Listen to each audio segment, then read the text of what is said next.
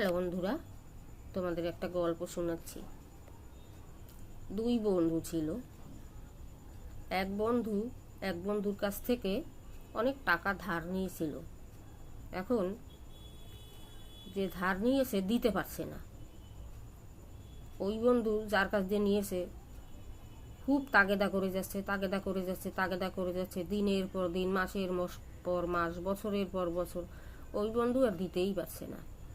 এখন যে নিয়েছে সে করছে কি, একদিন বউকে বলেছে, এই যদি বন্ধু আসে তুমি বলবে যে বন্ধু আর বেঁচে নেই গো, তুমি উচ্চস্বরে কান্নাকাটি করবে। আর তুমি যদি ওই মুসুরির ডাল রান্না করে আমার পাশায় কতটা দিয়ে দাও আর কাঁথা বালিশে মেখে দাও। এখন সত্যি সত্যি বউ তাই করে কান্নাকাটি করছে। আর ওই বন্ধু তো এসছে, আসার পরে এখন দেখে যে সত্যি সত্যি বন্ধু আর নাই। এখন ওই বন্ধু তো বুঝতে পারছে যে শালা তো খুব চালাক, ও মরেনি। তাহলে ওর এক কাজ করবো আমি, ওকে দড়ি হাতে গলায় বেঁধে, গলায় না ওই হাতে বেঁধে ওকে টানতে টানতে নিয়ে গেছে এক জঙ্গলের ভিতরে।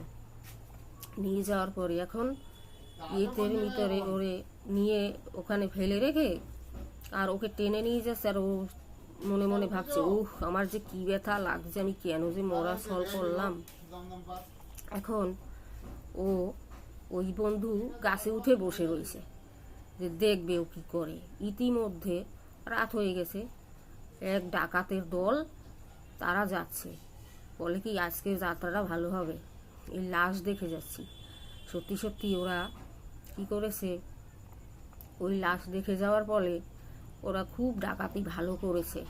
আর ওর বন্ধু বসে রয়েছে যে সত্যি ও তো মরেনি, ও কী করে দেখবো। আর এই যে লাশ হয়ে রয়েছে সে কি করছে, একটু একটু করে তাকাই দেখছে যে বন্ধু গাছে উঠে বসে রয়েছে। এখন ডাকাতগুলো আসার সময় বলে কি, ওর মুখ দেখে গেছি, ও খুব ডাকাতি ভালো হয়েছে, ওকে কিছু দিয়ে যাব।